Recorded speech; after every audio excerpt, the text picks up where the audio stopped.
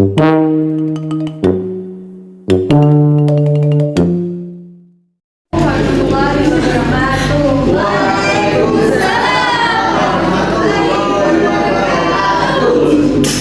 Alhamdulillahilladzi arsala rasulahu bil huda wa dinil haqq liyudhhirahu 'ala dini kullihi wa kafa billahi shahida.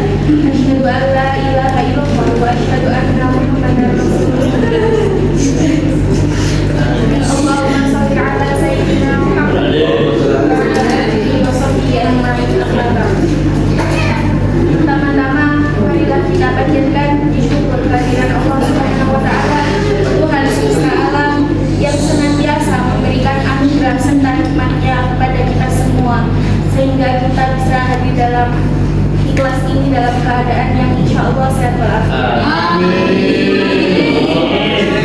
Dan tidak lupa marilah kita haturkan salawat serta salam kepada junjungan Nabi Agung yakni Nabi Muhammad SAW yang telah menuntun kita dari jalan yang gelap menuju jalan yang terang, yakni Islam dan iman.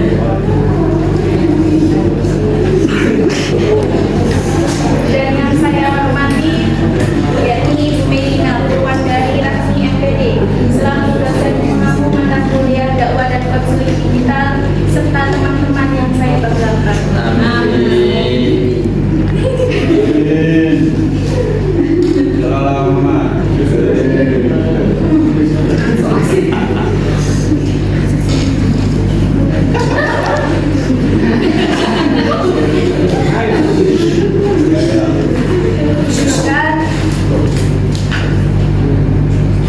Saya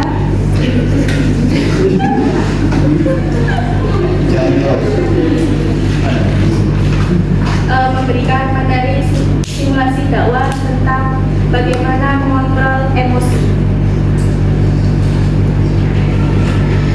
Untuk simulasi dakwah kali ini, bagaimana kita sebagai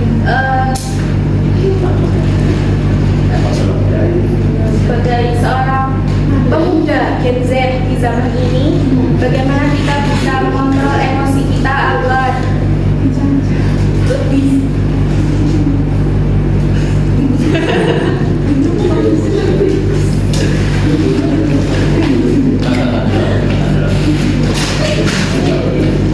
menahan emosi adalah bagian penting dalam tata cara berdakwah yang bijaksana. Nabi Muhammad SAW adalah teladan yang baik dalam menunjukkan kesabaran, pemahaman, kontrol emosi yang tinggi dalam menyebarkan ajaran Islam.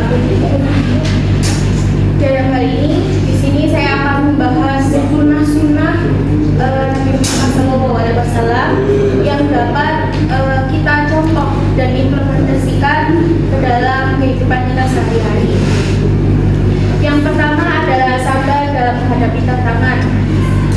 Di zaman Rasulullah itu banyak sekali tantangan yang beliau hadapi dalam menyebarkan agama Islam, di mana beliau itu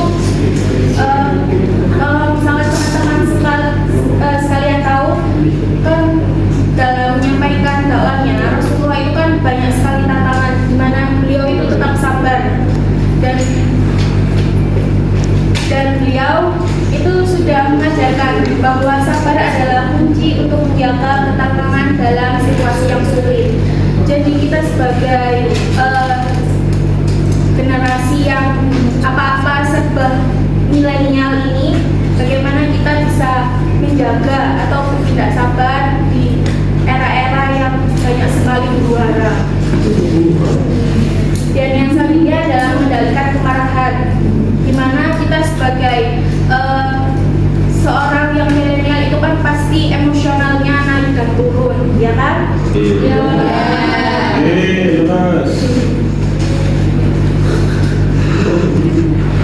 Dan dalam menghadapi situasi itu, kita itu sebagai remaja atau generasi Z itu bisa mengendalikan atau mengatasi kemarahan itu dengan bijaksana. Dan untuk selanjutnya adalah memberikan nasihat yang lembut, di mana Rasulullah itu memberikan nasihat dan petunjuk itu secara lembut, penuh kasih sayang dan penuh pengertian. Dan kalau dalam memberikan itu tuh nggak pernah menghakimi atau untuk selanjutnya adalah menanggapi kritikan dengan bijak.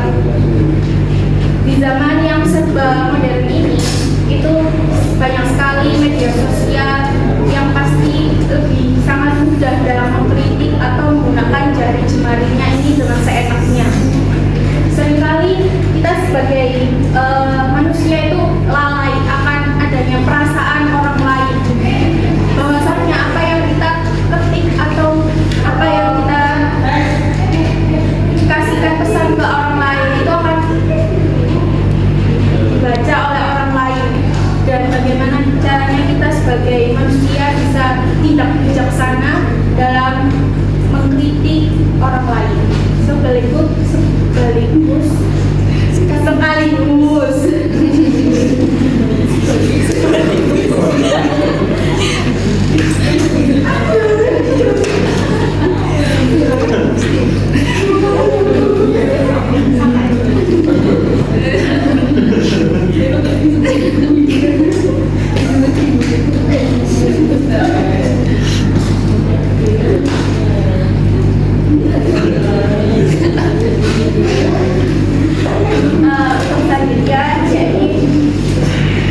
maaf dan memohon pengampunan. Karena Rasulullah itu yang sudah sesuci itu lebih mudah memaafkan, apalagi kita manusia biasa itu harus lebih bisa membuka hati yang lapang-lapangnya untuk lebih ikhlas dan memaafkan orang lain. Untuk selanjutnya yakni menghindari perasaan yang menyakiti, di mana Rasulullah itu mengajarkan untuk memilih kata-kata yang hati-hati dan bijaksana agar apapun perkataan kita itu tidak menyakiti hati orang lain. Apalagi kita itu kan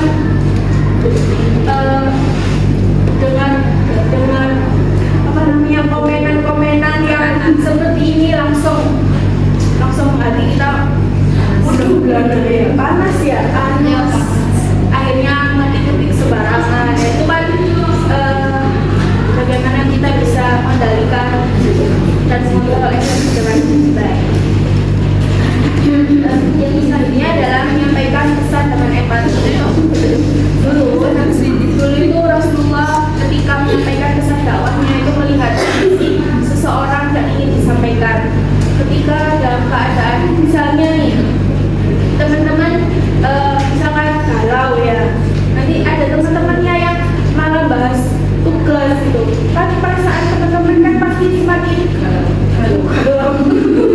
saya kira stres, kan semakin membuat bimbang. Nah itu kan nggak tahu situasi temennya itu saat dalam keadaan galau, apalagi dalam keadaan putus cinta ya, bahas soal bisa bahas tugas kan pasti semakin beracun lah. Jadinya kita ngomongnya paling baik-baik dan memilah-milah bagaimana kalimat yang bisa disampaikan itu, walaupun itu kan kewajiban ya kan, yang kewajiban kan ya tetap harus disampaikan ya. Terus yang selanjutnya adalah jaga etika komunikasi. Rasulullah itu mengajarkan untuk kita itu berkomunikasi yang baik ya kan. Dan sebagai manusia itu harus menjadi pendengar yang baik dan merespon yang baik.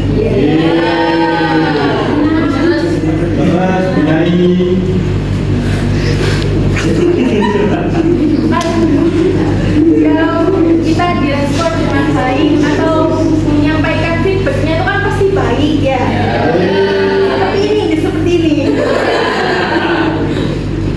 Dan untuk selanjutnya adalah berdoa untuk memohon kesabaran. Dimana Rasulullah aja yang sudah sabarnya kelapangan ya, Insya Allah nih. Apalagi kita yang kesabarannya tisu satu lembar itu disobek lagi ya. Jadi kita selalu mohon kesabaran terus-menerus dalam menjadikan kehidupan sehari-hari. Itu kan pasti jalan ya, kita mau ngebut perampakannya. Kita mau ngebut, tiba-tiba ada kendara yang wing.